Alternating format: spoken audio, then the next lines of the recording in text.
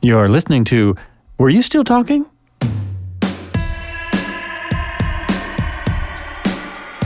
They pump out your blood and they pump in a new batch of blood, and all of it is the blood of children.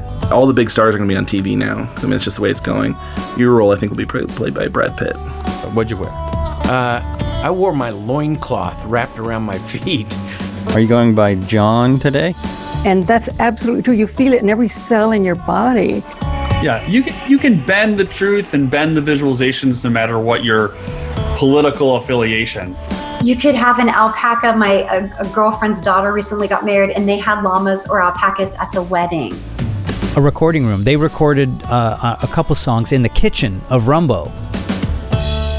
So, wait, you microdosed before this, right? What? This is going to sound really interesting on the podcast. So thank you for listening. This is a show we're doing live on Facebook because it's the 50th show. I know longtime podcasters don't care, but I do. It's a big deal. It's a lot of fun. I have my first ever guest back today. And are you going by Jon today? Hey, Joel, it's good to be back here with you and your audience and all these lovely people. It's good to not see anybody other than this camera. It's helpful to not see anybody. And actually, it would be nice to see people. Oh, it would I be know really... what I need to do, though. Oh, Heidi wants me to show her where the feed is. 1 second here. Okay. You go to my channel. Oh, that's weird. And just go right there. Watch in app. Oh, you don't have the app. You have to download the app and then you can view it. See where it says view? So download the app. Sorry about that. I was showing someone how to watch the show live. So you can watch the replay. You can go back and watch the replay live. And someone's here now. We've got at least one watcher. I won't tell Jon that we have 250,000 watchers. That because we don't. Anyway, welcome back to the show. And today is a little bit of a celebration. So, what do you say? Welcome back to the show. What are we here to celebrate, Joel? Welcome back. 50 episodes of broadcast fun. Okay. Joel, here's to 50. Congratulations. Thank you. And thanks for being on the show. You pay me. Well, there's that. Okay, I forget. Pay you. I always forget. It's not true. I would, though, if I could. Would that I could. That reminds me, isn't it time for a little sponsorship? A little sponsor. This show is sponsored by. Doesn't that usually happen right around here? Indeed it is. And this show is sponsored by, oh, come on, somebody step up. So far, I do have the free product that I got from one of my podcast guests. Free product. The free product, because it's the only one I've acquired so far. A little CBD. Is that marijuana? Mountain Made. So check out Mountain Made, and thank you for being a guest on my show. I think I'm going to start my guest thank yous because it's going to take a bit. I'm going to come in and out with these. So for coming on the show, I'd like to thank. Are you going by Jon today? I'd like to thank Jon, Callie, Eric, Trina, Cameron, Elizabeth, Lisa, Angela, Sean, Dan, Jeff, Stu, Bruce, Jeffrey, Brian, Paul, Ryan, Nick, Rachel, Rob, Wynn, Carrie, and Mike, and I'm going to have more of those later. So thanks for tuning in. Thanks for watching. Thanks for being on the show. Thanks for listening to the show, because people are listening. Can you believe that crap? It's kind of amazing. I mean, like I remember when you started this, and it was just... hey, I think I'm going to try a podcast. And then suddenly you had me on. And then suddenly you had a few other people on. And then suddenly you had 20 episodes. And then suddenly you had 40 episodes. And it's been impressive, man. You've stuck to it. And the little that I know about the podcasting world, getting past the first few podcasts is the hardest thing to do. So you've done that, and you stayed with it, and you're creating content that provides real value for people. So it's great. It's very Well, good. thank you. I hope it does. I've gotten to the point where now that I have more guests, I feel much more responsibility to do something, which is kind of bizarre. Hey, Rick. Rick do you mean Studi do something? Caracas. Sudi. Oh. I'm sorry. Sudi, one of my guests, is watching and said, hey. So I really appreciate you listening in and being on the show. Rick has a book and a song out this Christmas. So check out Rick Studi Caracas. Damn, I pronounced it wrong. Really nice to see you. And How do you spell that? How do you spell his last name? How do you spell it? Karatas. It's Sudi. He really goes by Sudi, I believe, most of the time. I'll have to have him back on the show and make sure Rick I've got Studi all this Caracas? right. Rick Studi Caracas. Actor, writer, songwriter, director, a bunch of stuff. Does all kinds of things. So that is one of the guests I had on the show. I was talking about, I feel a much bigger responsibility than I did when I started, because I'm starting to have a lot of really good guests on, people who deserve to be heard. So that's why I'm trying to figure out ways to promote it without a lot of cash. And the bizarre thing is that all the people who've done it a long time and who are experts at it have said on their shows and on many, many different mediums that lots of promotion, lots of money dumped in promotion really doesn't make a podcast. Doing something like this or having good guests on and people sharing the podcast and people liking and rating the podcast, that has a lot more to do with it. So I'm going to start asking people, hey, if you could share the podcast, that would really be awesome, really be helpful, and stuff like that. So I'm learning. That's the main thing. I'm learning. I just shared it to my page. So I just shared. Awesome. Well, I appreciate that. That's nice. Thank you. And that was from, I'm looking at the Jon Griffin. Jon Griffin. So cool, man. I like it. I love the all of this. And let's talk about 50, shall we? How did you get to 50? How did you find yourself getting to number 50? Quickly. Pretty quickly. It seemed to happen really quickly. I mean, there's a lot of podcasts that I need to catch up on still, I will admit. But it's good to, like, the content lately has been really rich, and you've had some really interesting guests. So it's actually not that surprising that you got to 50, but still it's like, wow, 50 already. It's kind of surprising to me because when the COVID started, I started this out in my home studio and had people in, and that is by far the best way to do a podcast, is to be sitting in your any studio or or hotel room, whatever, and sitting across from someone and talking to them. Obviously, that's the way to do it. That's the energy you want. But when this happened almost at the same time that everyone went into lockdown, I found this podcastguest.com site, and it was a lifesaver. It really changed the whole podcast because it enabled me to reach out to a whole lot more people, and that way I could have anybody on the show, or I could ask anybody on the show. So that's why I've been able to have guests, like the ones I've had lately, like I've had a guy that uses big cats to help people with PTSD. I've had people that I've talked about religion and atheism in the same month. I've had I've had people on that have walked across countries, and as well as been. Oh boy! Now I'm gonna have to scroll through my my episodes to bring up more ideas. Well, I have Simon Tam on, who's an amazing Asian American activist and singer and singer-songwriter. Book now, he has a really good book out, and so many people. Now I'm trying to remember who I just had on because the last couple of guests have really been well. A few episodes ago, I had The AI guy was one that I particularly wow, liked. you took it right. That was right in on my brain. That's exactly who I was thinking about. It's the algorithm, it's right there. So that's why I'm being fed your algorithm right now.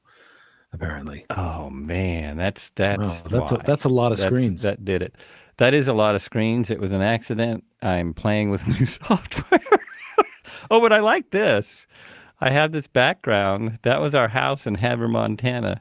That's really bizarre. Oh. And if I do this, oh yeah, I like that.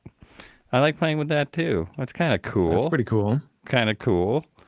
So now I'm trying to quickly look up but the AI expert was really fun. He's been doing AI for like 30 years. So we were talking a lot about the dangers of AI and things related to social media. But we also talked about some advantages, some things that AI is going to do for us and is doing for us. People are able to have surgery now without the doctor being there, which I think is amazing. And we're going to be the self-driving cars is basically AI, and I know people are afraid of that, but I think it's really exciting, and it's already here. It's just not trusted enough to be used all the time, but they're already here. They're completely. That is, if you can afford it, which it's not like I can. But oh wow, my face moving the mic, that makes a difference, and things like that. So that was J. Scott Christensen was a pretty cool. Pretty cool guy, and I liked some of the things that he was saying. What's one of the most dangerous things about AI? I think the most dangerous thing, or possibly, is the things that people didn't think about, and that being the amount of control they have on what we see and hear. Because social media sites were designed. Are now designed. They weren't designed this way originally, but they're basically designed to get your information. So by getting your information, they can figure out what you want to see and hear. And what people want to see and hear in a large part is things that make them angry. At least this is what AI figured out. So that's one of the most dangerous things about it is AI decided that what really drives us to social media, what drives us to Twitter, and what drives us to Facebook, and is things that pisses off. And some of the sites aren't that way because their AI has figured out something else. But a lot of the sites, that's what the AI has decided, and whatever it's decided is what's going to go. So it's just bizarre. It's bizarre. But is that really AI that's decided that? Or, I mean, that sounds like it could be taken from a page of Shakespeare, for example, right? I mean, like the interest in drama of things that are either triumphs or the absolute failures of things falling apart, right? And so the seeing stories of impending doom and surviving through them, I don't know. I mean, I guess I personally think that that there's not quite as much there's not the saber-toothed tiger that we have to survive anymore. So finding different ways to feel that sense of survival, we seek out in other forms, and that could possibly be entertainment as well. And I could see AI picking up on that and basically just feeding us the pendulum, the pendulum swing of drama, right? The roller coaster of emotional content, right? Things that will either boil our blood or cats, right? Cat videos are still, I think, the number one thing on the internet. Yes. And I totally agree. I mean, we've been that way for a long time. It's just that we didn't have AI to sort of push it. To push those buttons and make things more appealing to us and decide what's appealing to us. I mean, that's one of the big things that's happening is it's deciding what's appealing to us. So that in doing that, It's also able to decide elections. And it's able to decide, what show we like this week. It's able to decide a lot of different things by pushing certain media in our way. I mean, it even decides it's possibly deciding what our ideas are more than we want to admit. And this has been true as long as television. Well, we've always had things helping us decide about our ideas, but television, was a huge medium. Social networks are bigger. They're a bigger influence than we've ever had in our lives. Absolutely. Yeah. So that was what I see as the dangers of AI. Yeah, that was the original question, I think. It was. And did you notice that I went to dangers first rather than benefits? So what are the benefits? Right. That was AI, right? Because it's sort of, is it AI? Is it just sort of human nature to, who knows, right? But at some point, the AI, the algorithm is saying, okay, choice A or choice B. Choice B is this. Choice A is this, though, right? There is the input of choice A and choice B that is not necessarily just computer generated, right? So whether that's an election or whatever that is, right? I mean, it's not strictly, I don't know, or you tell me, are there items of selection that come up that are completely generated by AI? Yes. Okay. Yes, 100%. And there's most of the items of selection, like on our news feeds. I mean, I think most people know this. They're just not connecting the dots. It's AI. Like we're always saying, oh, Facebook fed me this or Facebook fed me that. So they feed you the ads on Facebook. They feed you the friends, what feed you want to see on Facebook. The stories on Facebook, that's all done by AI. It's not just based on our clicks, based on what we've clicked on. True. And not just on Facebook, right? So it's also based on our conversation that we're having now. Sure. And I hope this works, too, because I forgot to push record on anything else, and I'm 17 minutes in now, so I'm entirely dependent on this medium. Oh, man. Oh, whew. Hold on. I need a drink. So we'll go backwards. My last episode was episode 49 was Justin Akala, who's a great young writer, and we talked for like 2 hours. And we took I don't know if people are interested in this or not. Actually, I do know. I look at stats. He's a popular guy on my podcast. So we talked for an hour before we even remembered to get to his book because, he obviously came on to talk about his new book because that's what his publisher wants him to do. But we just rambled on for a good long time about the history of Dracula and about, oh my gosh, all kinds of stuff before we remembered, hey, let's talk about the book, which is the fun for me when I can get people that just talk and we just have a ball. Just have a good conversation. Yeah. And what's the last one? What's the last podcast that you listened to? The last one that I listened to was the AI one. So that was 3 or 4 ago. That was right. Is that right? That was 45. But Brian Meeks talking about things we know nothing about. That one I have not listened to. What? That's also a fantastic podcast. Another writer. He's written something like 19 books, and he's fairly successful. He's not Jon Griffin successful, but he's making good money. He's doing all right. His last several books were about marketing, copywriting, how important that is, and how to make your book sell on Amazon better, like how to do better as an author on Amazon. So he's written several books about that. But again, he's a really fun personality, and we just rambled on about all kinds of stuff. Oh, my favorite subject that we got into, that we started talking about, I love how I'm not on screen as I'm talking.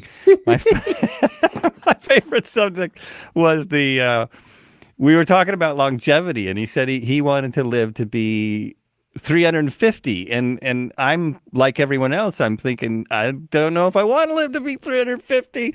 And then he reminded me that it doesn't mean the 350-year-old man you see in movies is not necessarily going to be a decrepit old man at 350. It's going to be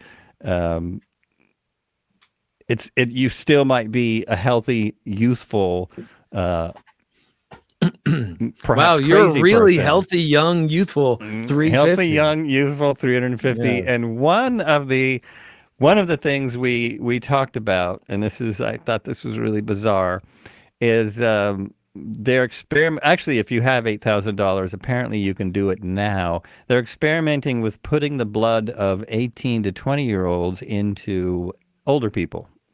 So like there myself. used to be this go for it. Yeah, you gonna do it? $8,000? You're gonna get No, the blood of younger people? I might get the vaccine, but it'll probably get cheaper. And the idea is that our blood, if you're not watching this on Facebook, you won't see what I'm doing, but our blood cells, the blood cells are like this big, for instance. They're like, they're really like that that big. They're that's exactly, which is amazing that we have so many of them and they're that big. So That say big. they're that big, and a 20-year-old blood cells No wonder are I like, feel bloated. are like that big. Wow. Okay, they're like 2 or 3 times the size. Screen So for okay. they're putting this they're injecting this into volunteers. Pay. It sounds like volunteers who pay, and they're finding in a month's time when your blood has regenerated, the blood cells of the older person that's had this injection are still bigger. They're not as big as a 20-year-old, but they're still larger, which means they can carry more oxygen. They can carry more nutrients. They can basically revitalize a person. So I don't know if this is going to stop aging at the age you are, or if it literally could reverse aging. And so that was one of the creepy things we talked about. Yeah, it sounds really creepy, man. It sounds straight up. What's that? Adrenochrome, right? I mean, it sounds conspiracy based and pretty wild.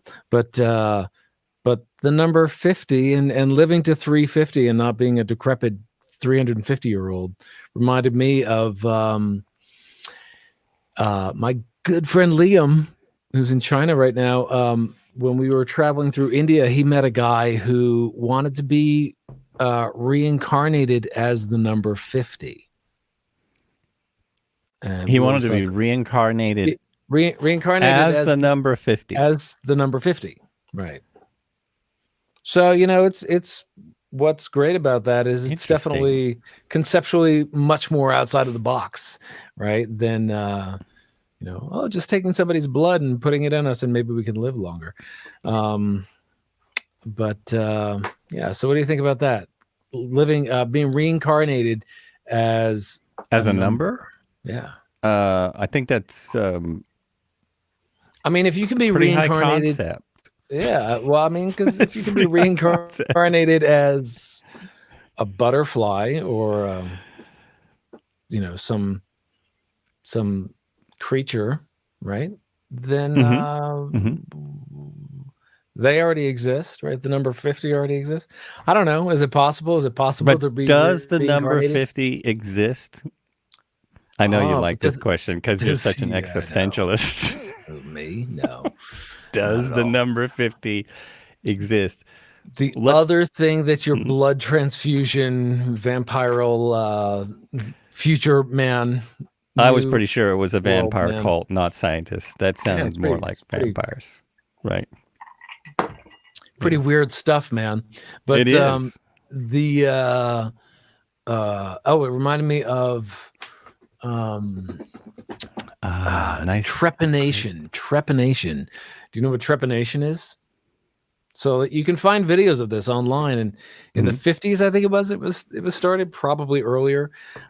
They would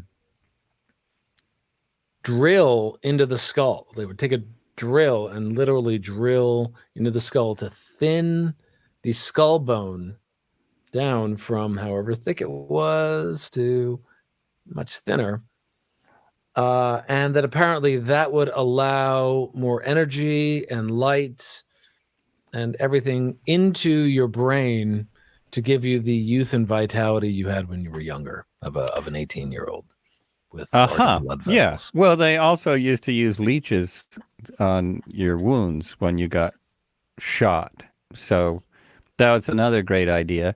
And crazy enough, turns out, hey, that really does work. Because now they're using leeches for people with really bad burn injuries or skin-eating bacteria, and they put leeches on it, and I guess they're like the best thing. Have you heard of that?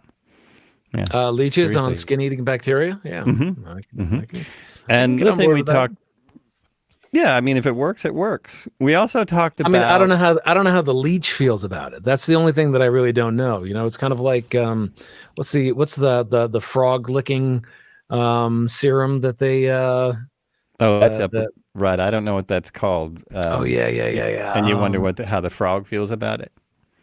Well, I mean, so I've seen what they do to these frogs to scrape off the sweat glands, basically, that come out as they stretch the frogs out. They tie strings on the this is not fun conversation, but they tie strings on all four Let's limbs stick of a around. frog.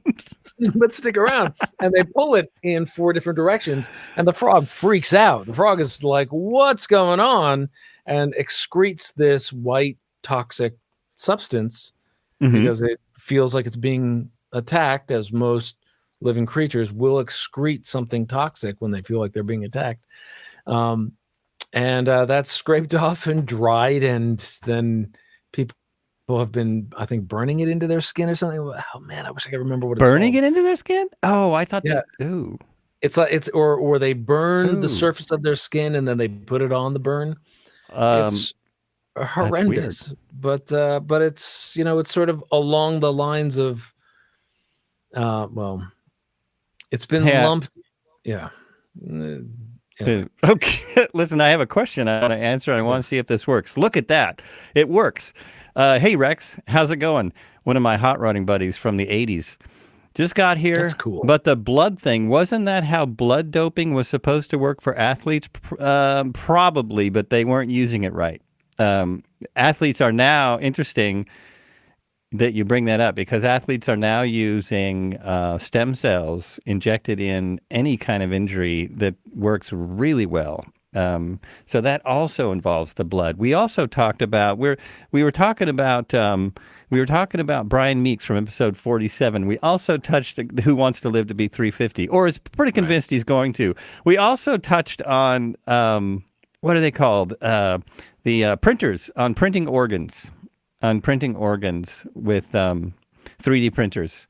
That's happening. Yeah. So they're starting to do that. They're actually printing all kinds of things, bio materials with 3D printers. They're thinking of printing meat with 3D printers. So people who want meat but don't want to be cruel, they might be able to make it without killing cows soon, or turkeys or whatever.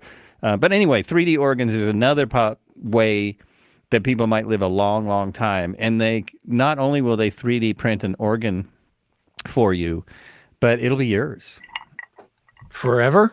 No, it will be your organ, right? They will take the DNA from of course, your it's lung or heart you're paying or whatever. for it, right? So they take the DNA, so they're reprinting DNA. Is that what you're saying? No, they're printing it just for the first time. It'll be okay. So then how's it yours? Oh, because you bought it, right? That's right. No, because it's in you. I'm thinking it's more than 8,000.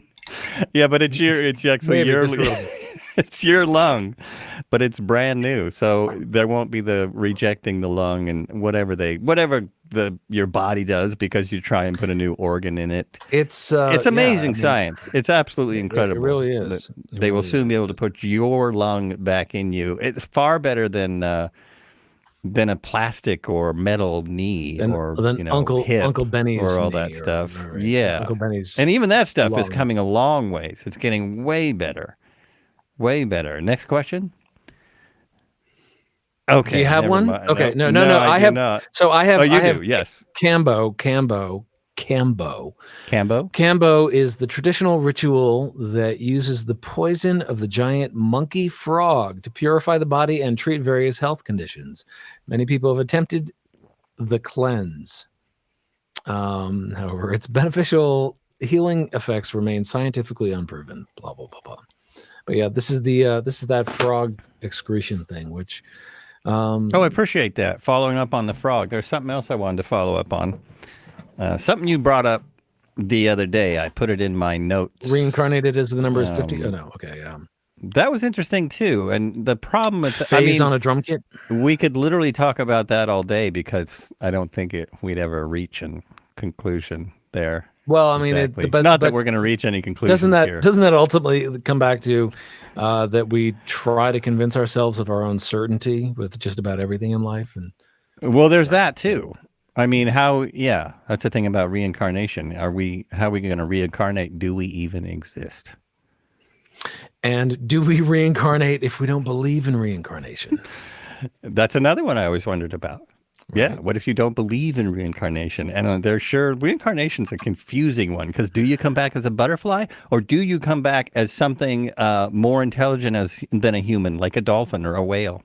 So wait a minute. Are you saying that butterflies are not as intelligent as human beings? Actually, they must be more intelligent because about to upset some Facebook group somewhere. I'm going to piss somebody off. But no, they're probably more intelligent because a butterfly flapping their wings in New York can change what happens in L.A., right? Isn't that how? Often. Isn't that the theory? Yeah. They can change the weather. No, what I wanted to talk about, though, was you had a great... Thank you. I think it was a text or something from somebody talking about can love solve it was about addiction being solved by love, but it had to do with experiments with rats, again, more animals. And are they reincarnated rats? Do you know what I'm talking? Do you remember what I'm talking about? Can you give me some more? I'll find it. Yeah, you were talking about, I think it was from your sister. Sent you something right. About Okay. Yes. Rats and yeah. Rats and I think it was cocaine. The rats and we cocaine. Were drinking and talking drugs. Were you rats still talking? And cocaine. Thanks for welcome to the show. It's not. By the way, my sister, who I love very much, who I won't say her name just in case she doesn't want to be associated with this nonsense. Not that this is nonsense. This is highbrow content right here. Is awesome, and I love you, and I'm gonna call you soon. But she sent me a text about about a. She was right here. Oh, here we go.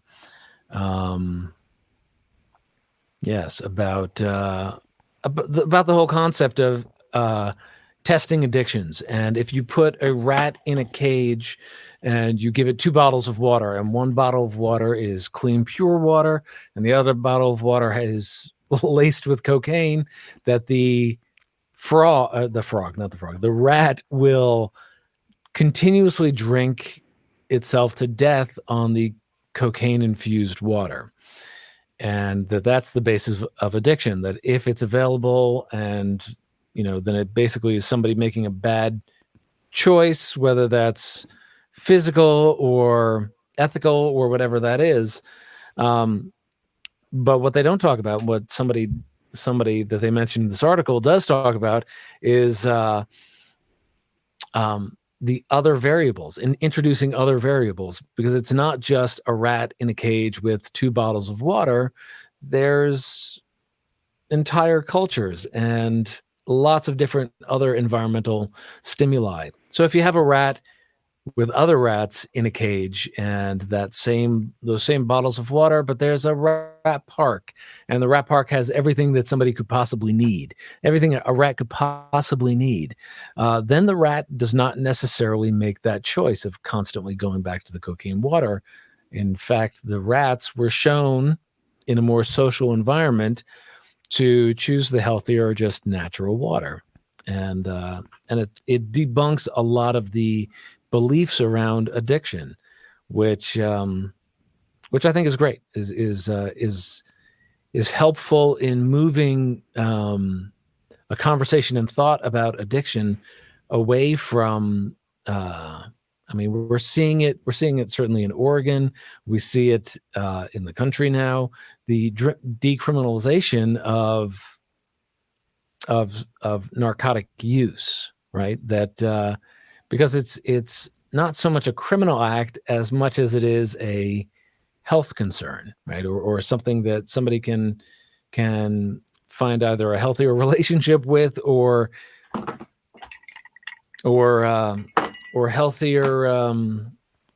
healthier treatment rather than just sticking somebody in jail, right? So the idea of rather than sticking that rat into a cage, can you get that rat some treatment? Is that right? Here's my question though: when the rats that have everything, they're given everything that they could want. Do they have little rat Teslas? They don't have rat Teslas. They don't. Well, actually, I don't know if they do. This particular article said, so Bruce built a rat park. Rat park is like heaven for rats. Everything Rat Town could want. It's got, rat park. It's got lovely food. It's got sex. It's got loads of other rats to be friends with. Oh, it does. It's got rat Teslas. It says. Yes. See, and do they play rat for them? Okay, that's an old. No one's gonna know that. No. That brings us back to Bruce, because Bruce, I'm gonna out Bruce, and Bruce had a, Bruce can be a little sardonic at times, and he would often sing that song. Do you remember how it goes? Anybody? Rat, 2, 3, 4. No. No. You don't remember how it goes, Joel? There were so many. Really? There were so many? Sorry, rat guys. No, exactly. You're going to get the bass player for rat on your rat show. Audience. We're going to kill the rat audience. Man. This is going down. Well, that brings me back to the shows. Yeah, episode. Just a couple episodes ago, I did have the keyboard player for Jeffrey Bryan, who was the keyboard player for Survivor just before all this junk hit. Another fantastic guest, had some great stories. He's been doing music forever. And not only was he a great guest, but his wife has sent me a whole bunch of other guests. She's just, that's awesome. Yeah, she is really cool. She's really good at hooking people up, and she's going to be on the podcast. Hopefully we're going to schedule soon. Am I looking? Oh, why does it look like I'm looking at? I'm actually looking at you. Yeah, right. I am. Because you're the only one. Oh, is that what you mean? Yes. No, see, your picture looks so much better. That's why I was there. Anyhow, that was a fun conversation on episode 46. You said his wife came on the podcast too, right? She's going to. She's going to. She does. She's going to. Nice. Yeah. She does photo safaris. Journalism? What's it called? Oh. Photo travels, where they take people out to different places to do photography, and she's a photographer. She's also hooks people up. She's the one that helped me get Brian Meeks on the podcast, and nice. There's some other folks that are going to come on, and Austin Mills. That was a cast episode 44. Have you listened to that one? I thought you might like that one. Austin Mills. Now, he is someone who is on the side of, he's been an addict, and he's been helped a lot by counseling and medications, and is very much behind it.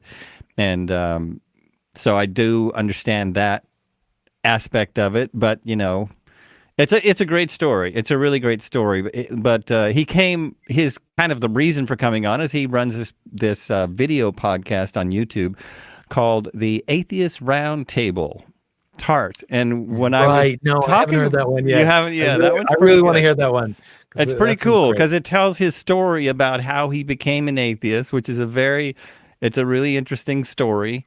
And they bring people on their show and actually, I think, talk to them fairly in a fairly civil way about why they believe what they believe. So they have people from all different religions come on and basically talk about religions, and in many cases trying to convince them why their religion is real, which is which I thought was interesting because, the whole idea of faith is that you really can't. It's not something you can prove, right? How can you prove faith? That's a tough one. What do you think? How can you prove faith? Well, I think that's that goes back to the being so cemented in certainty of your beliefs that I think is a large part of what the human experience tries to accomplish.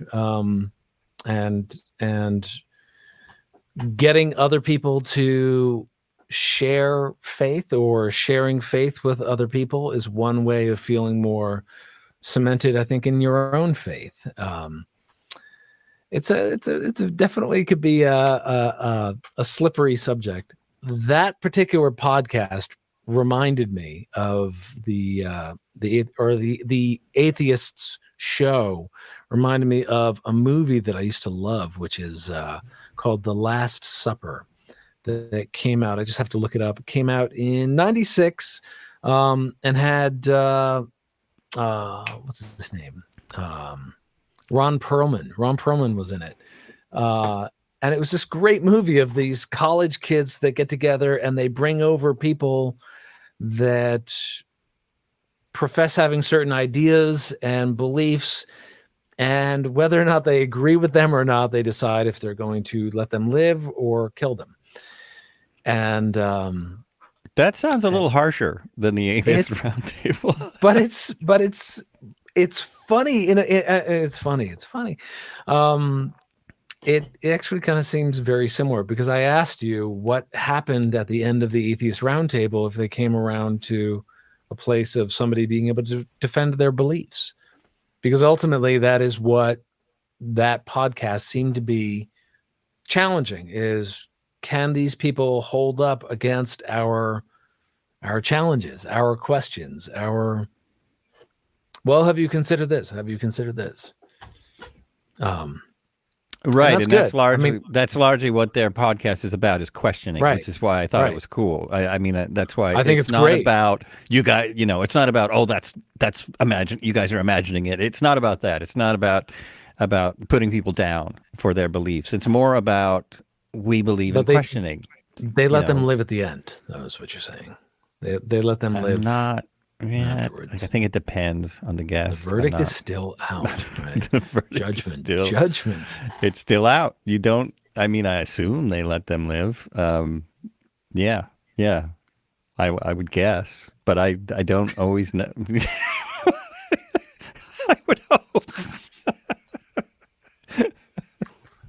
And then there was Calvin Corelli, future special advisor to president on conscious nature.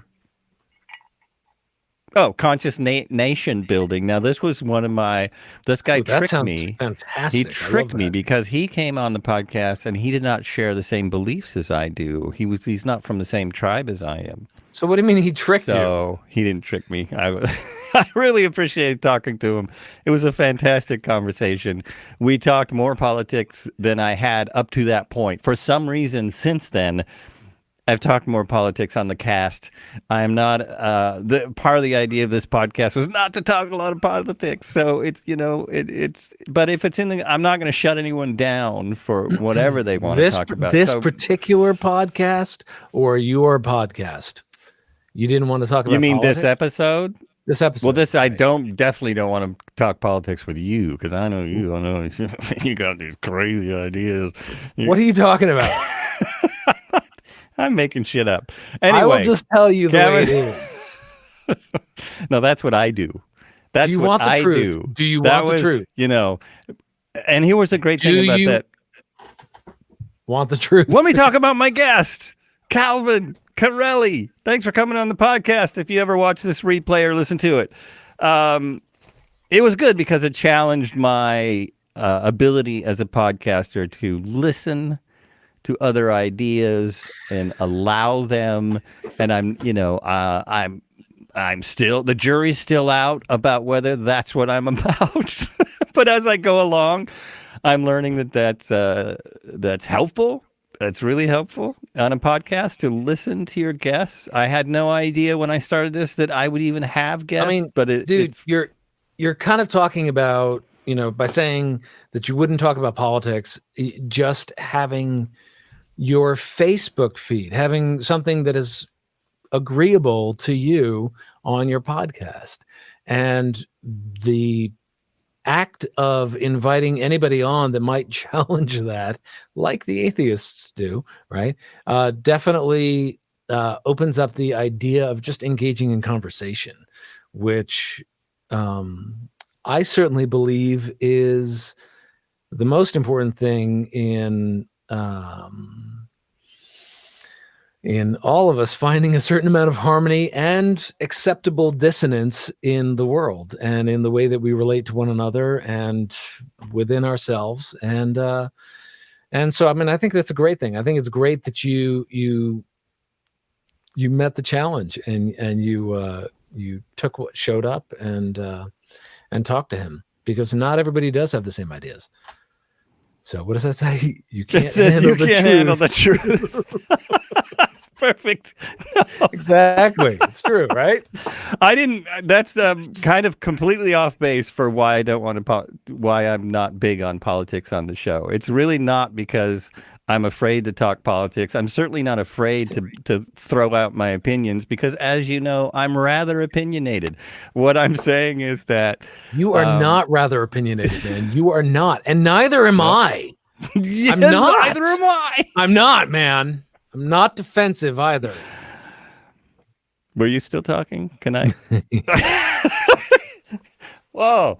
Okay. So anyways, my thing is there's so many people talking politics. There are so many podcasts, news shows, talking heads, newspaper articles. Take the camera off me for a second. My glass is a little empty. I gotta my cast.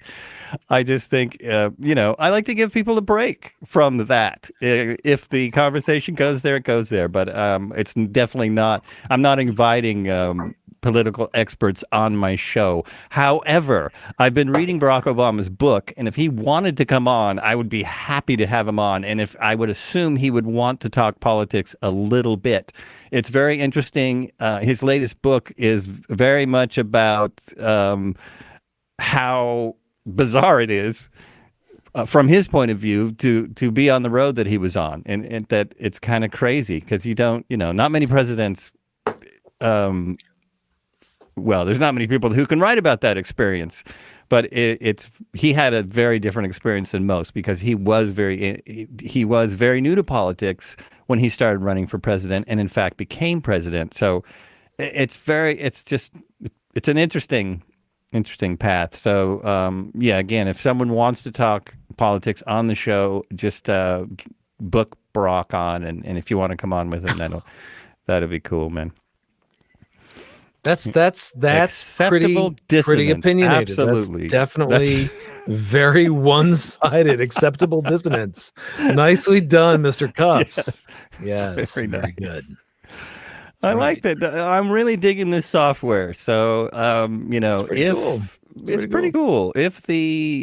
I don't understand the duck or the goose logo, but I'm using StreamYard. If anyone cares about streaming or cares about technical stuff, one of the things I'm thinking of, and I hope maybe people can comment on any of the billion places I have connected to Were You Still Talking? This is, by the way, the Were You Still Talking podcast. If you wanted to let me know about the behind the scenes stuff, because I'm considering kind of ending that, kind of moving away from that. This entire podcast is a bit of behind the scenes, I feel like. And but I'm thinking of moving away from asking people or talking about mics and different, how to do a podcast and things like that. I mean, I am the expert now that I've made 50 podcasts, but, I'm thinking of kind of moving away from that going forward. You're saying you don't want my microphone advice? Is that what you're saying? Well, I would take your microphone, though. You have my microphone. I took your microphone advice. You said go buy a more expensive microphone because yours don't seem to cost enough. That's pretty much exactly the way I said it.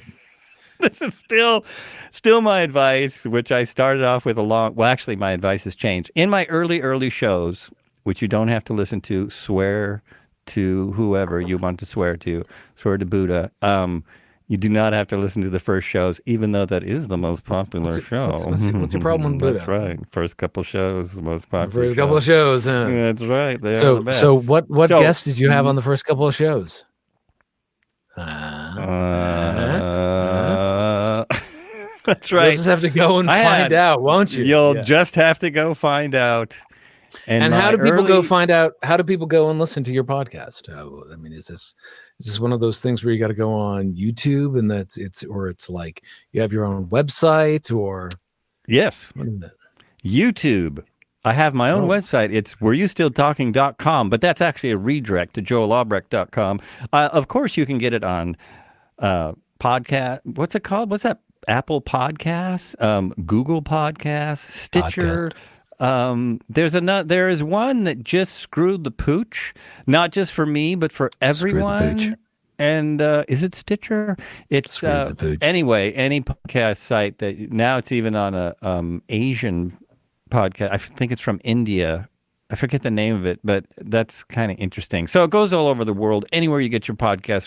Thanks, John. Thanks for that little moment of promotionalness, which people are probably pretty annoyed by 50 minutes into the podcast. But yes, anywhere you get a podcast. And like you say, the interesting thing I just found out, I was watching another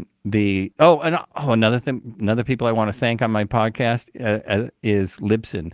Libsyn is Liberated Syndication, is the people that I put the podcast out with. I think they do a fantastic job. The head of podcast relations has been on the show. What? Really? I know. Isn't that nuts? Rob Walsh. He has a guest on a show I think it's every week that talks about the latest things in podcasts. And damn it, now I wish I could remember his co-host's name. Anyway, it's a fantastic I'm just show. doing the It's taught me a lot. So the latest, I love it. So it's working for me. The latest show they talked about. I've been putting YouTube videos up as people who watch the podcast might know, and it turns out that in a lot of different countries outside the U.S., and I know we're not supposed to care about that, but some of us do. Whoa! Wait a minute. What was that? What is that? Oh, is that? Oh, wait, that ends on the 20th. Are you sliding other countries? Ends on the 20th. Or are you sliding? No, I'm sliding a mark. That was not a slide to other countries. That was a slide to America. Not America, the beautiful, but America. So anyway, let's move on. I said I wasn't talking about politics a minute ago. We have, God, where was I? Oh, videos. A lot of people get their podcasts entirely from YouTube in other countries, in smaller countries, where they don't have a lot of places to get them. But they can still get them from YouTube. So I found that very interesting because I'm always wondering, well, should I really be putting this up on YouTube? So this video that you're watching now will also go to YouTube, and the podcast will go to all the normal podcast places because that's what I do. I'm a podcaster. And what got me down that road? I'm totally lost my train of thought. I was asking you a question about Libsyn. No, you started talking about different guests and being grateful, and now I don't remember at all what got you down that path. But it was because I started talking. You're right. It was because I started talking about the aggregator of my podcast, and this brings me back because I've only thanked. I hope the people who've been on the show have stuck around for a while, because now I want to thank, he was here earlier, Rick, Sudi Caracas, Kevin, Amy, John, Sean, Eric, Andrew, Becca, April, Andrew, Justin, Simon, Betty, Jesse, Calvin, Austin, J. Scott, Jeffrey, Brian, and Frank. And that is all my guests. Now I've thanked them all. I also want to thank all the people who listen to the podcast. No, this isn't a wrap up. I'm still going to talk more, I hope, if John's willing.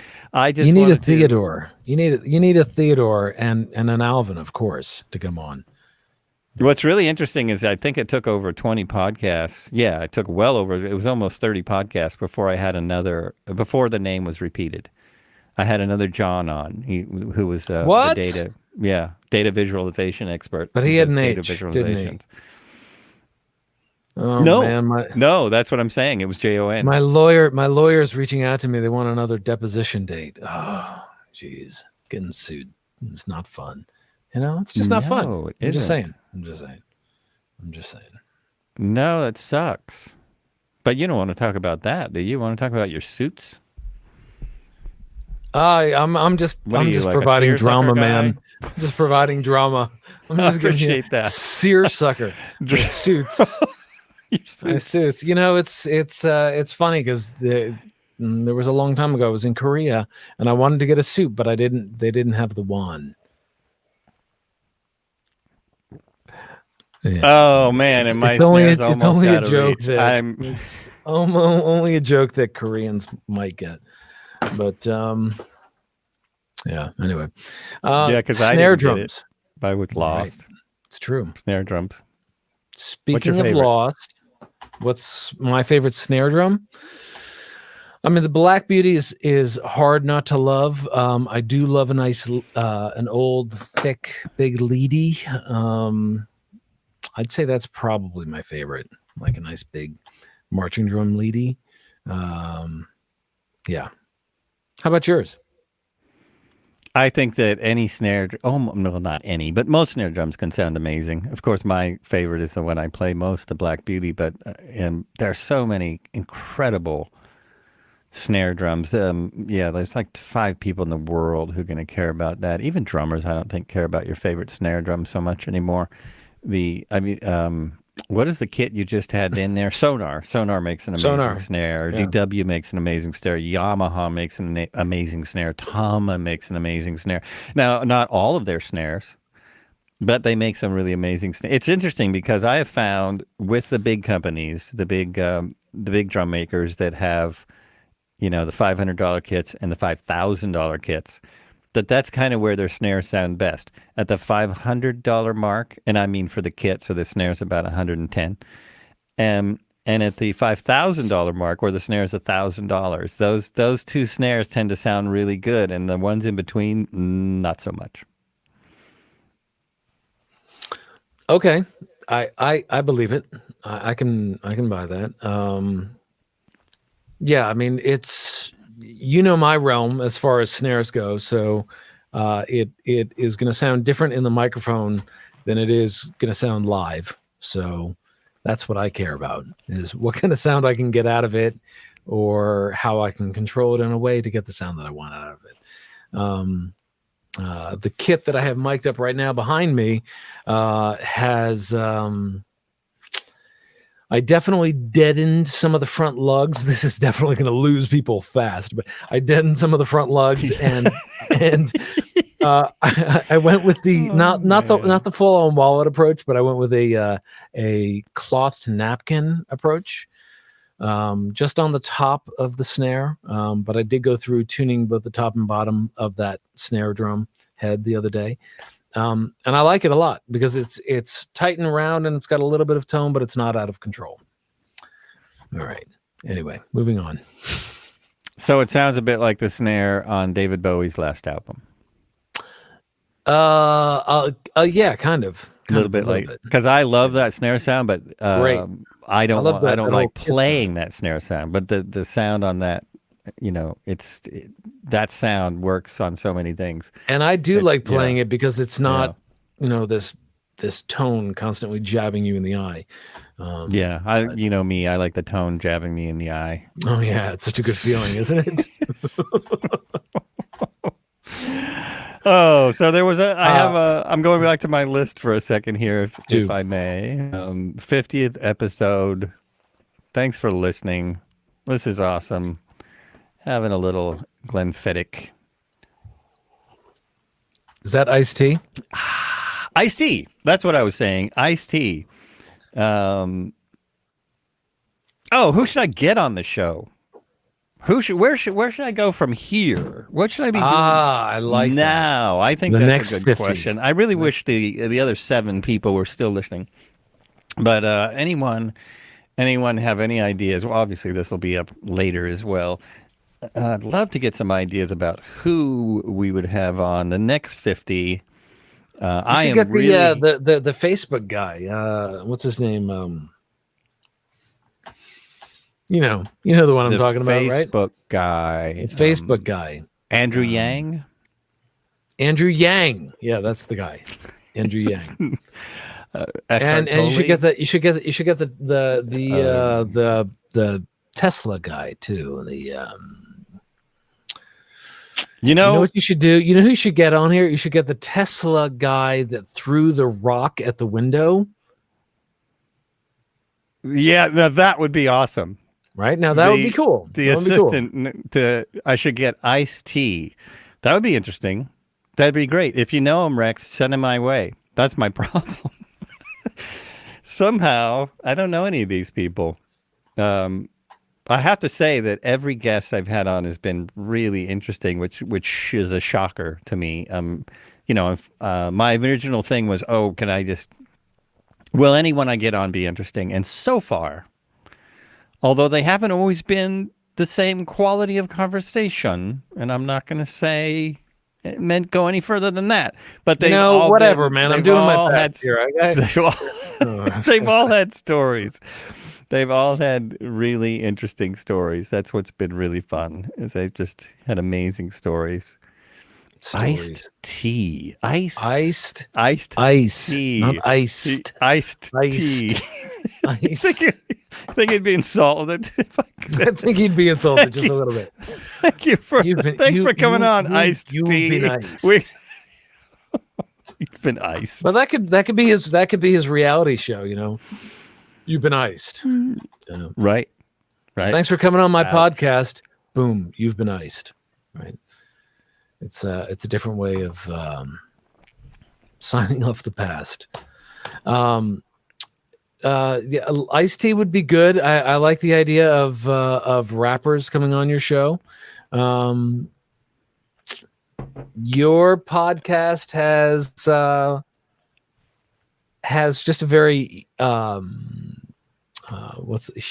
humane appeal, has a humanitarian appeal, has a broad appeal. It doesn't necessarily seem to be limited in scope, for example, to just drum talk or just flight sim talk or anything like that. But anybody that doesn't know, go ahead. Those would make it a successful show, so I wouldn't want to mess with that.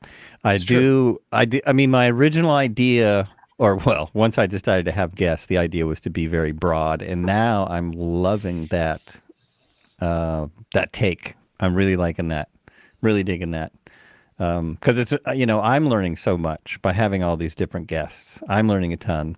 So I hope other people are too, and it just makes it more interesting to have conversations with people from a broad spectrum. There are certain people. It's kind of like there's a lot of people out there who think they should be on a podcast. Like they have, and I'm not talking about writers. What are you saying about me? Movie stars and things like that. What are you saying about me? There's a lot of emphasis on marketing these days and marketing yourself through podcasts, being on a bunch of podcasts. By the way, have I told you about my new website? You haven't. What is it? I've got a new website. You have. I don't actually. You do have a website, though. I mean, you do work. Whereas I am semi-retired and I do this all for the good times. You don't want to market yourself? No, I don't. You know I don't. I don't like marketing myself at all. Too much work, too much play makes Jack. I don't know. I definitely like the illusion of not doing much, but because it feels more zen, but maybe that's just me. I don't really get this screen. I don't get this screen as much. This feels like stupid, isn't it? Well, little... the background has to be better. But I see this screen a lot on different videos, and I always wonder, why are you doing that? That screen is with it. Makes more sense if there is a screen share involved, and that would have. That's actually better. That's better. And if it was a better background, it would make sense. Yeah. But go ahead. We'll put it back on just us. There we go. That's cool. Oh my God, it's mind blowing. Wow. So were you still talking? Were you? I was, but I have no idea what I was talking about, which is what makes a show so exciting, is that I can ramble on, and it'll just be interesting forever. According to me. All right. So 50. I want to get back to 50 for a second, because 50 is a significant number for a lot of reasons. And 50 is the year that it would have been this time, the last time we did a podcast, you and I together, sitting in your studio, in your giant castle of a house, was after the Oregon Country Fair, right? Which yes, that's right. Was an incredible experience, and this year would have been the 50th anniversary of the Oregon Country Fair, but it didn't happen because of what's happening now. So it's interesting to have this moment of celebrating 50, and there's these other moments of celebrating 50 that might not be quite as celebrated, like the Oregon Country Fair. You know what I mean? You know what I'm saying? Well, here's to the 50th of the Oregon Country Fair. Maybe we'll make it next year, and I hope you make it back to the Burning Man. That sounded really amazing. That sounded incredible, but well, Burning Man apparently happened in small form, and I was wondering if it would, if Burning Man would like if the diehards would go out there, and they in fact did, and apparently it was more like the first couple of years, which I did not go to, but had been invited, but. Yeah, I mean, it's a strange time. It's a strange time to be human beings and to find contact and to be so isolated, and for all of this to be coming up for us, because we are so isolated right now, and I think, are all craving a lot of human attention. I heard, who did I hear? Steve, horn player. I'm trying to remember his name, but he said, he was like, "Yeah, we were on the road, and March 12th, we got the papers to go home, and that was the day that I was going to go see a live show in Eugene, actually up there, and it all shut down, and my friends that are all involved with live music, what a drastic life change this has been. And it's nice to have this reinvention of presenting ourselves with lights and cameras and everything online. But we are moving away from, hopefully only to move closer back to a personal experience, or at least a social experience, of going out and hearing live music, participating in the world, participating with people, getting together in groups, going to the Oregon Country Fair, going to Burning Man, going to whatever it is that we're going to do together, right? Because we're right now doing it on our own. I feel like that's going to be a slow process, but as you know, a slow process, but it'll be huge. Like they will, once we're able to, it seems like things like the country fair, concerts, grocery stores are just going to be packed. Once enough people feel safe again, I'm guessing those things are going to be huge. Well, really huge. Huge, massive. Well, getting a concert ticket is not going to be easy. It wasn't easy before, but I think it's going to be very difficult. It's true. I think it's going to change revenue streams for that forever. But I think it's also, this is changing brick and mortar. certainly, right? Yeah. I mean, I was just on the phone with my family in New York, and they were talking about all of the stores that seasonally have just they've closed down because they just have to shut their doors. They have to board up their windows, and they have to figure out some way to liquidate everything they have, right? And yet, well, I was going to say something about the economy, but so what do you think? What do you think is going to be the new marketplace? Are we moving away from brick and mortar? Are we going to move make storefronts viable living spaces for people?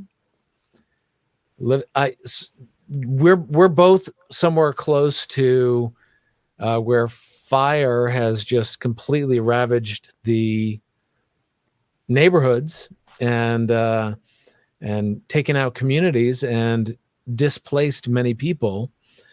And rather than, and while there has been some community coming together to support these people, there's also been opportunists and landowners who have bumped up rents because more people are in need, right? So, oh, future ball that is were you still talking? What do you think is going to happen? What's going to happen? I think it's very much like this year has been. We have no idea. So you think this, I can't wait for this shit to be over, is going to continue? Well, for a while, actually, for a little while, someone's saying hello to you. And very nice. Hey, Scott. Scott is this is the wrong term to use for Scott, but it's very true for Scott. Scott is an absolute mensch. It's true. Love you, Scott. Good to see you, buddy. Indeed. So I think it's so entirely unpredictable. I think our next this is my prediction. And as a podcaster, we know these things. I don't know if people understand that, but what podcasters get special information. That's why all these podcasters, that's why those are the ones, spreading all the conspiracy theories, because we get special information. So you don't get any special information. I talk to you on a regular basis. You do not. That's where my special information comes from. Anyway, it's in all seriousness. You thought the new Mac headphones looked like a bra. I mean, come on. No, you did not. You did. I did. I still do. I think yeah. And I think thought Mac was going to be. I thought Mac was going to be a good stock pick. But it is. It is. Yeah. So that's right. Anyways, I really think the main thing in the next 2 to 3 years. My prediction is it's entirely unpredictable. Whatever. I really think we're going to see more of go this straight back to the certainty thing. Unpredictability. I think that a lot of people, I'm already surprised. I read an article about this probably 6 months ago about how the economy, what's it called? The corporate machine is going to ghost the virus. Basically, they're going to ghost the pandemic. And 6 months ago, I read about this, and I see that happening. I really see that happening. Where basically, of course, that there's opportunists, right? That are going to take complete advantage of this. Of course. Well, no, the opposite. They're going to pretend it's not there. They're going to pretend it doesn't exist. That's the ghosting part. They just basically just move on, just keep going. Okay, it's kind of like the fact. I mean, I can watch ghosting. Yeah, not opportunist, but ghosting, which using ghosting to take advantage of opportunity. The fact that we're watching football now is a good example of that. This isn't really happening. Let's go play football. Oh, wait a minute. We can't. We got to postpone that game. This is happening. Sorry, folks. That's we're gonna have to play that game another time. At least they are paying attention to protocols and moving things around. But it's the same with the movie industry. I don't know if you're seeing this. You probably know more people in the industry than I do, but they have gone back to work on a lot of sets. Yeah. And they they're having problems. I know they're following. Not that I've seen. I mean, the production sets that I've seen and have heard about, like people are wearing personal respirators. They have a mask that has a hose that's hooked up to an air filter, right? And people are definitely social distancing. And yes, I've definitely talked to some of my actor friends who are like, there's certain scenes that we can't help but to take our masks off, right? And there is the question of, okay, well, these are two people that potentially have been playing it safe, and but like, what? It's a complicated and personal choice. There was a musician that I know that recently posted something where they were with their bandmates, and they posted a picture of themselves arm in arm with their bandmates, and received emails that said, we're very disappointed with you. We're very disappointed with you in the way that you're arm in arm with fellow bandmates during this time. And it's a real challenge, because where does that social line end? We think of the people that we live with, right? And if I said to you, Joel, I saw you post a picture of you and Heidi arm in arm, be like, of course you're arm in arm. You live together. You're sharing that space. You are sharing the same germ air, right? Whatever it might be, right? How far does that extend? Does that extend to anywhere else beyond your walls, right? And if people feel the need to share their breathing space with bandmates, is that acceptable? Is that not acceptable? I mean, I think we'll see a lot of play on that. I mean, I go into coffee shops and I see people with their masks on, but I also see all of the people that are working there put their masks on when I come walking in. I don't know what it's like in Eugene, but that's what I'm seeing. What are you seeing? Are you? Yeah, I'm not seeing that. And I'm very, I really don't want to dwell on this subject, because I'm not a disease expert. I have very strong opinions about it. If I walked into that coffee shop myself, I would have turned around and walked out. And not just, I see both sides of it. I see that there are, percentage-wise, it seems like a small amount, but every day it's growing. And the only way for it to stop growing is for people to be responsible, and I don't see that people are being responsible. And plus, we had more I'm in a deaths household. Yesterday. We had more deaths yesterday than we had at 9/11. That's what I heard. Right. And it's still growing. And so this is kind of I'm in a household where somebody could die if they got it. Where really two people could, but somebody has underlying conditions that could be fatal. So I'm being more cautious than I would expect other people to be. But the caution is more about other people.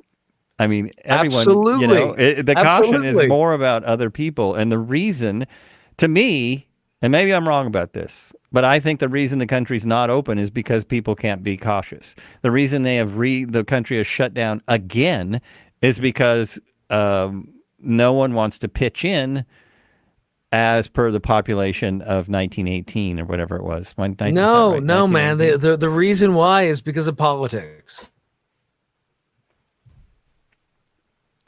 Not buying it. Well, actually, too soon. In a strange way, that's true. in a strange, in In a a way strange that's way. true, because there's the national leadership is not the same as when Roosevelt is in office. So I think we should have reelected Roosevelt, and it's just really nuts that we didn't. Here we go. Here in AZ, it's frocking horrible. We don't need the stinking masks. We don't need no stinking masks. You mean that's what I think Rex means? That's what other people are saying. Right. That's what other people are saying. And that's what it looks like. Yeah, and I mean, Arizona, and I would think that would be an intelligent community, but apparently Arizona, not so much. Didn't you ever see Breaking Bad? Oh no, yeah, wait, that guy that was New smart. Mexico. That was New New Mexico, Mexico. and Right. the dude was smart. How But many he people drove? did- He drove an Aztec. He drove an Aztec. Well, enough said. Enough Right? said. I He mean, drove it pretty an much Aztec. says it all. Oh. What were the other things I wanted to Arizona. get to? Oh, going way, way, way back in our conversation to episode down here. It's totally political. Yeah, I was being sarcastic. I was being sarcastic, and it's unfortunate that in most cases, politics is what's driving. I think politics is what's driving people to not wear masks. I think but again, so is AI, because they have a completely different news feed across the entire news cycle, whether it's their network news or what's on their Facebook, what's on their Twitter, or what they hear on the radio. It's a matter of what teat are you going to feed on? Right? Yep, I mean, it definitely is. Yeah, no doubt. And how much are you going to continuously rely on that feed? And it's the AI algorithm is your device is tracking your behavior and reinforcing your behavior, right? And that's literally all it's doing. And that's what I was trying to get to before about saying, is it actually AI generated content? And it's not. It's still human generated content, right? It's still human beings. Oh, I see what you're saying. Yes. That are putting forth the idea, and the AI is just saying, well, they look at B more than they look at A, so let's give them more B, right? Oh, absolutely. It's not like the AI. No, the AI is not generating the content. You are 100% right. The difference is entirely based even 10 years ago, that content was seen by 5 people. Like this show.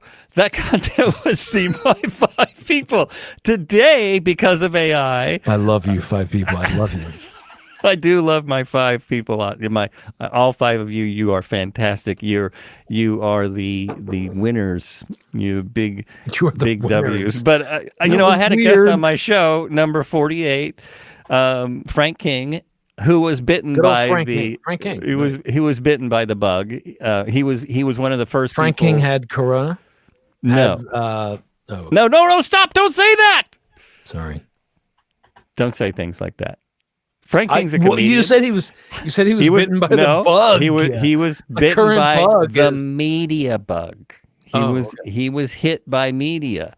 I'm going to get the story wrong, so listen to 48. But he was working on a cruise ship. He decided, and they were docked, and he decided he would come home. And being a comedian, he made an offhand comment to someone who asked him, about what he was doing. He made some offhand comment about escaping the ship. That became national news. I didn't know this when I had him on the show, so it was a really cool story. Yeah. So that became. He had to change. He had to get his address. Oh no, he had to move. He had to change his phone number. He had to How do you have this guy on and not know all this? I know, crazy, right? Really? In the beginning of the podcast, he said, well, I'm infamous, because of COVID, because this happened. I had him on because what he talks about is suicide prevention, because he has a very unique position, which I thought this was incredible. He tries to help people, obviously, to not commit suicide. He's a suicide prevention expert. I have yet to have a suicide expert. Suicide prevention expert. And the reason is because in his mind, suicide is always an option. And that just kind of blows my mind. I mean, I've had suicidal thoughts that have come and gone, and I've been like, man, I'm so glad. This was when I was in severe pain, and I was so glad that I wasn't a gun owner, because who knows how far those thoughts are going to go. This person, Frank King, it's always an option. Like this is an option in his mind all the time. So when he was affected by, also, it was a crazy thing. I also didn't know where he lived. He lived just outside of Springfield, which is near Eugene. Wow. Which was affected by the big fire. So the big fire near us came right up to his house. So when he had to escape, he was at his doctor because he also had heart surgery. On the podcast, episode 48, he also had heart surgery, and so he was at his heart surgeon getting a checkup, and he heard when he left, there was a notice that you may have to evacuate. I can't remember how the levels go, but there's a level notice on his phone. You may have to. So, okay, whatever. I'm going to go to my doctor's appointment. This is kind of important. So he's in town at the appointment. It goes from like a 3 to a 1. So it goes from you may have to evacuate to get out now. Usually there's an in-between step of start packing. It didn't. It went from you might have to go now. So because he has this idea in his head that I am, one option is I could kill myself. So he jumps in his car and heads back towards the fire because he doesn't really fear death. It's like that would be a relief to him on some level. And he had 11 cats and 2 dogs that he had to get out of the house. So everyone is escaping the fire and he's running back to the fire. But the reason was because he has this idea that, that's an option, that suicide is an option all the time. So it was pretty interesting. But I knew none of this when I talked to him. I talked to him because of the suicide. He's a suicide comedian. He does corporate gigs and now... what's it called? Digital media gigs for doing comedy to help people get over the idea that they need to kill themselves. And the other crazy thing, he had to change his phone number, but then that's great. He puts it out. Yeah, it's really awesome. I mean, he puts his phone number out there to anyone. Good for him. So call me anytime. And, if you're feeling suicidal, give me a call, which is on the show notes and on the screen for episode. Is it 48? I think that's what I said. 48. You said 48. 48. Thank you. That's the but grounding the energy, taking out the energy of even the thought, even the subject. I mean, it's having when people have suicidal thoughts. If anybody has ever had suicidal thoughts, if anybody has ever felt that way, I know you said that you felt that way when you were in pain. I believe, it's also fair enough to say that was part of like wanting to have something else was part of what got you involved in this podcast, right? That's true. What moved you forward into this so the more I think that the issue can be talked about, and the more that energy can be neutralized, rather than it being this hot button issue, I think can help people to discharge the energy of that feeling. And I think it's possible that a lot of people feel that way. I mentioned my sister before. She and I have talked at pretty great length about the way that people might feel around that, and she's known people, and she's done quite a bit of research, and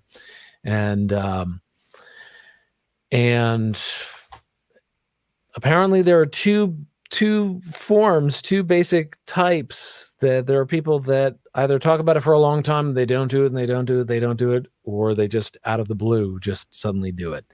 And in both of those, it feels to me like there could just be a dispelling of the energy. Like if there's a way to neutralize that energy of what it is, then that's a benefit, and that's a benefit. And comedy is certainly one way to just say, yeah, okay, it's hard. It's all hard. It's all very challenging. Life is challenging. Getting older is challenging. 50 is challenging. 350 is challenging. Whatever that might be, but to know you're not in it alone, and to find levity in it, I think can be of great help. So that's awesome. I'm excited to listen to that podcast. Yeah. Yeah, it's pretty interesting. And it's, I keep wondering what that will be like getting older. Someday I guess I'll find out one day. That happened to me long, long ago. I always heard people say, yeah, when you get older, one of the things is you wake up and you feel pain all the time. And I thought it would take a lot longer. I thought they meant a lot older when people were saying that. I didn't realize I sent my it old happens. man this. I don't know, you're not going to be able to see it at all. Probably not. No, I can see it. It's a woman. It's a woman Almost. dancing. It's a woman dancing. Let me switch. Here, I'll zoom in. There we go. Yeah, that really helps. It's a woman dancing, and an older woman dancing, and it says the idea is to die young as late as possible. I like that. And I like that a lot. I like that a lot, because I mean, it truly is. You can get old and crusty and decrepit in your opinion and your beliefs and your ideas about certainty, or just stay curious, stay questionable, stay with the desire to want to find beliefs that actually make sense and can stick.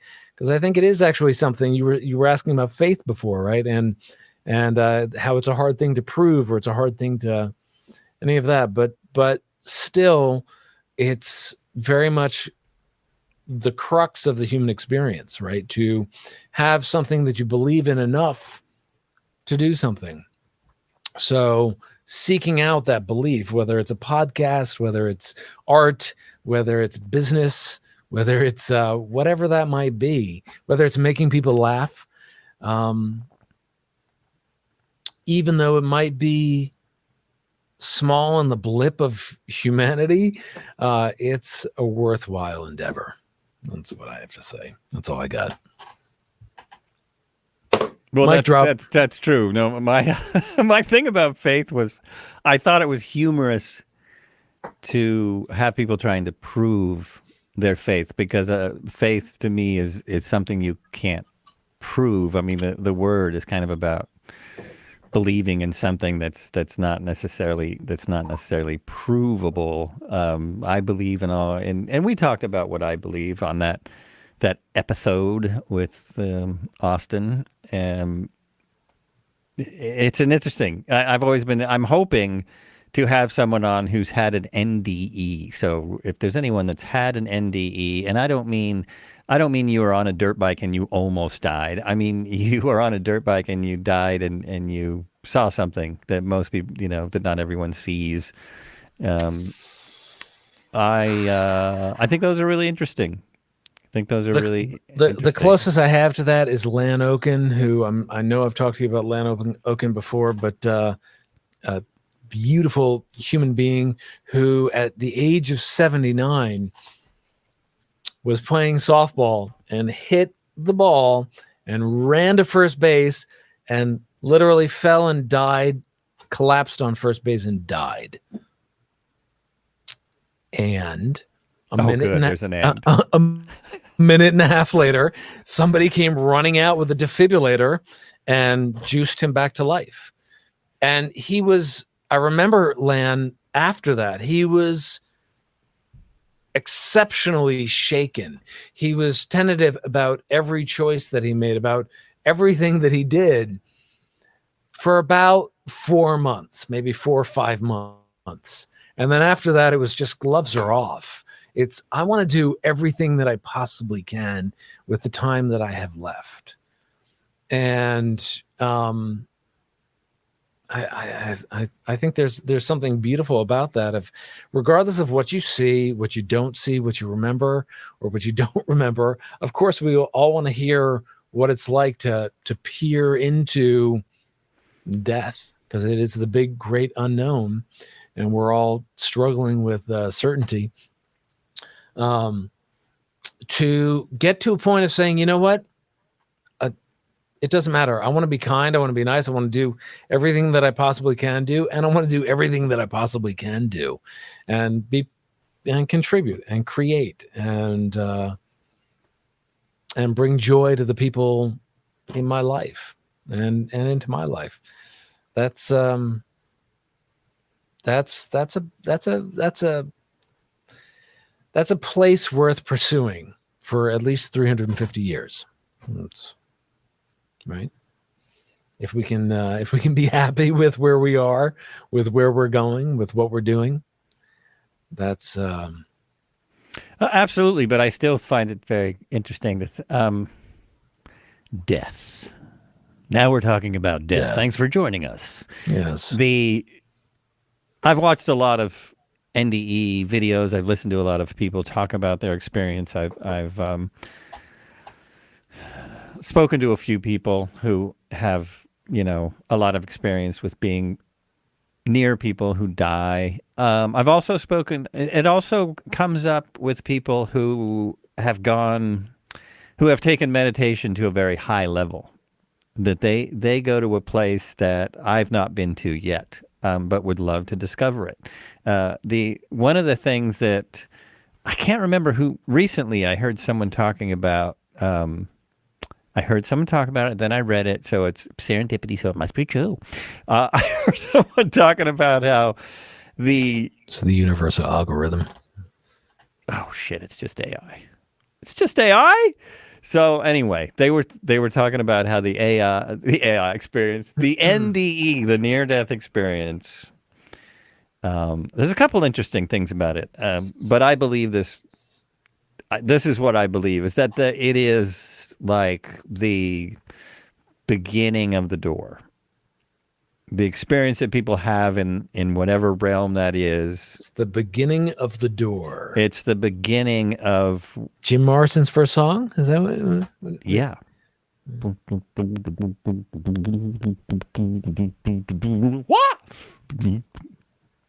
Yeah. Come on, That one? come on now, touch me, babe. Baby. No. It's the beginning of The the Adelia's experience. Huxley, Like the experience after that is impossible for us to know. I've definitely believed that, and I hear that. I just hear that over and over and over again, which I think it means it's a message I'm supposed to get. Is that it's the afterlife is not actually something we can know in this form, whatever this form is. It's not something that we can understand. We definitely can understand different realms. I think when we dream, we're in a different realm. I think when we meditate, we can go to a different realm if you have the patience. Other things can take you there. I spaz. I spaz. Jumping into a cold stream in the mountains, even hiking in a beautiful area where you realize you haven't thought about anything, for hours, and you finally find yourself in another place. Or, when you're walking along and suddenly you've lost 12 hours and you realize that you have this strange tattoo on your forehead and your bottom is really, oh no, that's something different. I'm sorry. That's different. So thank you very much, ladies and gentlemen, for joining us for Were You Still Talking? That was Joel Albrecht of Were You Still Talking? And okay. Apparently this anyway. A little off the rails there. I had to make a joke, but I do think there are areas of consciousness that we can experience through different means, and that are not memes.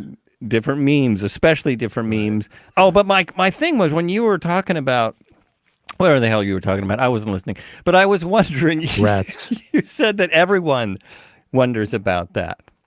And I've always wondered. That's always been my question. Does everyone wonder? Yeah, that's a great question. That's a great question, because I have one particular friendship that that there are times that it surprises me that oh right, it's exposure to a different mindset, to something that hasn't this is terrible to a human experience that does not seem to question things in the same way that I certainly have. Not that sounds a little vague. That sounds a little that is definitely vague. Anyway, Rex, that wasn't what I was referring to. I wasn't referring to a prison experience, but I like your comment, and I like that you're hanging in here with us. It's really No doubt. Thanks, Rex. I was a little more alluding to the ET thing, but that could have been that too. Could have been that too. It could have been when I was a smuggler, and what is it? Stockholm syndrome. Smuggler's blues. Right. Smuggler's brew. Anyhow, yes, I'm going back to my notes just for a second. Okay. Because there was some things I wanted to touch on. Questions, right? That's right. Know anybody? So if anyone is listening to this podcast, either on Facebook, on the replay, on all these different sites that I'm on, if you do know somebody that you think would be great for the show, and that means people like who I'm looking for now is Barack Obama, Joe Rogan, who are some of the others? Eckhart Tolle, just people who not many people know about, but they might be good on a podcast. Anyone like that? There were some other people on my dream list.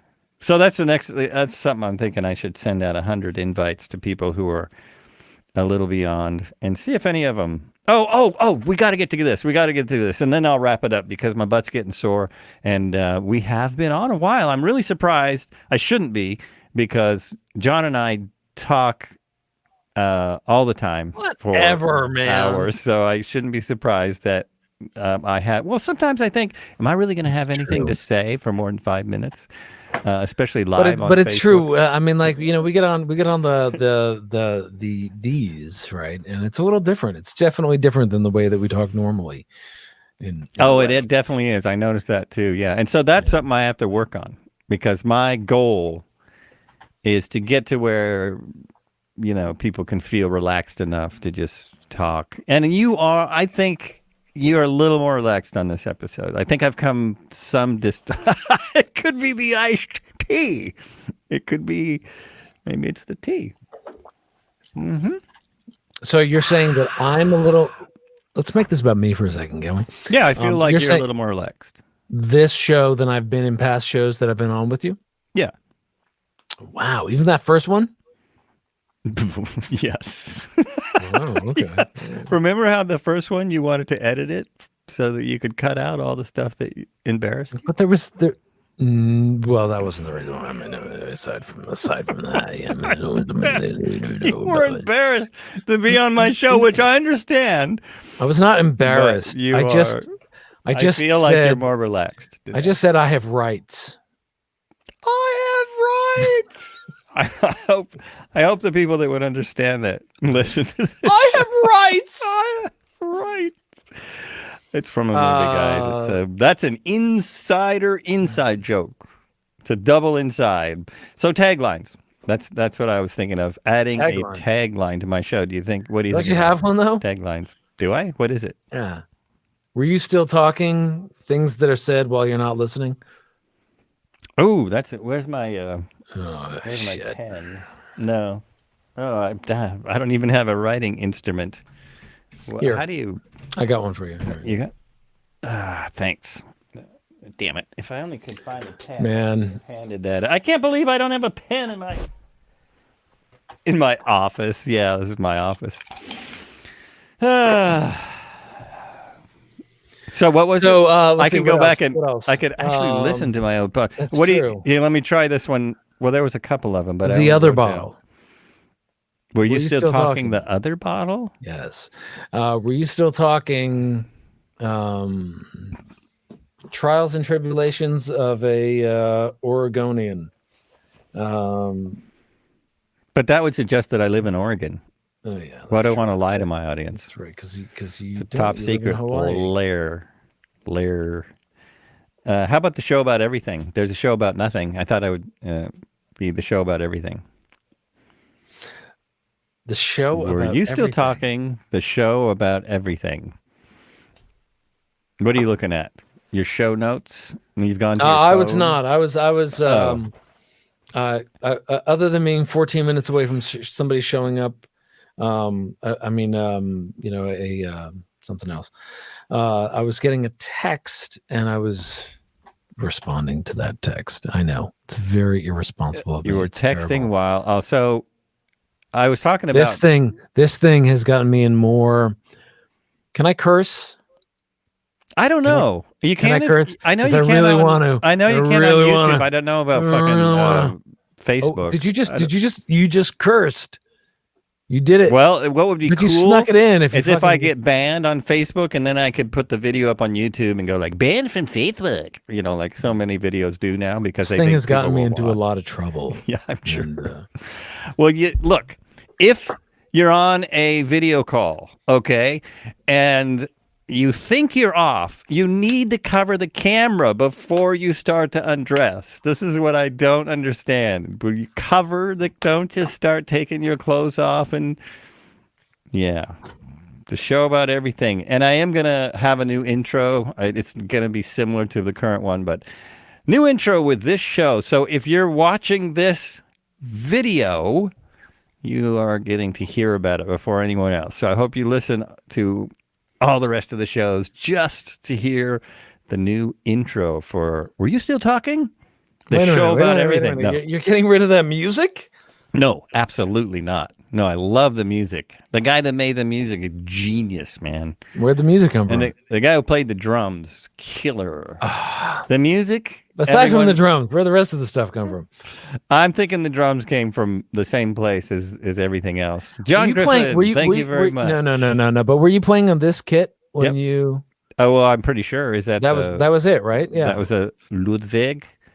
It was in your bomb shelter. Ludwig. Yep. In your yes, I was playing on that kit. I have no illusions that anything I played was actually in the track, but it was.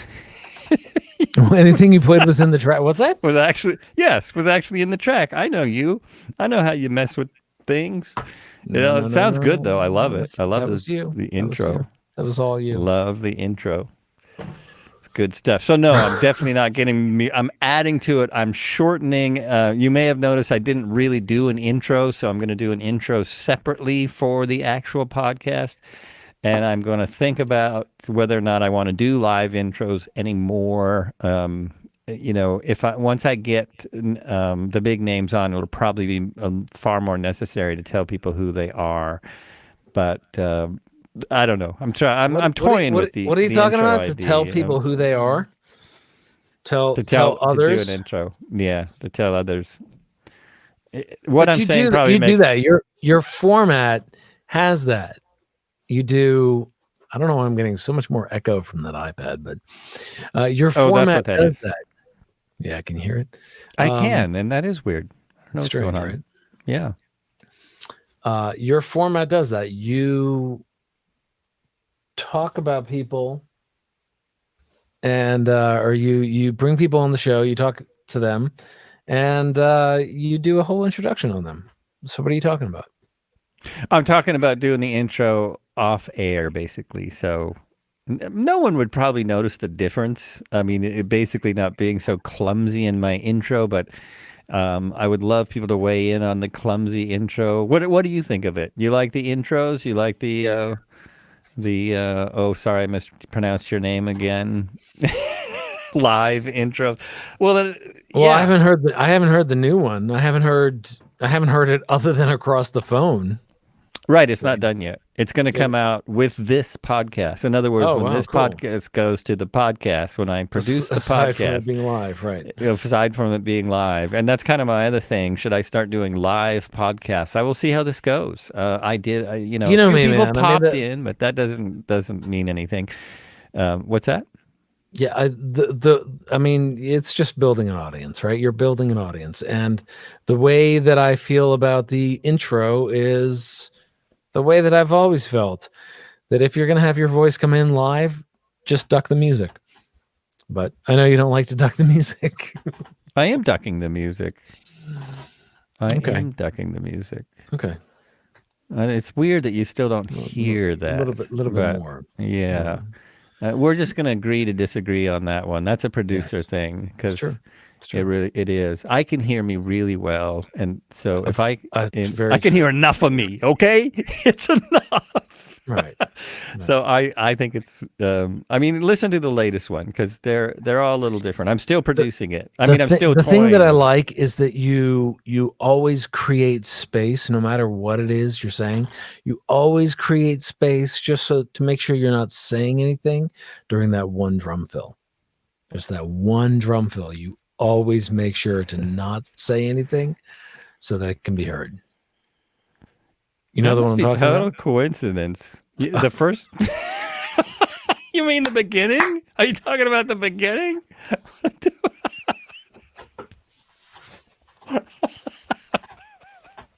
All right. Sorry, I had to mess with you. Oh man, I think we are getting really close. So I think I am gonna do an outro. I'm gonna do a Oh, live cool. outro, Nice. and you Nice. know I've Love just it. had a cue from my producer that the talent has another a meeting scheduled. So let's. I'm Can gonna you get? Oh wait. if we can have just a moment. If you could give me just a moment. All right, you have been listening to Were You Still Talking? My guest today has been Jon Griffin, the very first guest on the show, friend of the show, producer, filmmaker, a whole other list of talents. Also, one of the best podcast guests ever. Please like the show on whatever device you listen to. Give it a review. Do all these things. Oh, share it. That's the most important thing. That's what I keep hearing. Ask people to share it. So if you could share the show, even if it's just with your friends, saying, wow, I heard the most incredible podcast ever. I mean, you can lie. It's cool. I would really appreciate that. Thanks for listening. As always, as I say on every show, be good to each other. And lately, be good to yourself. And we're ending the broadcast. Thanks for coming.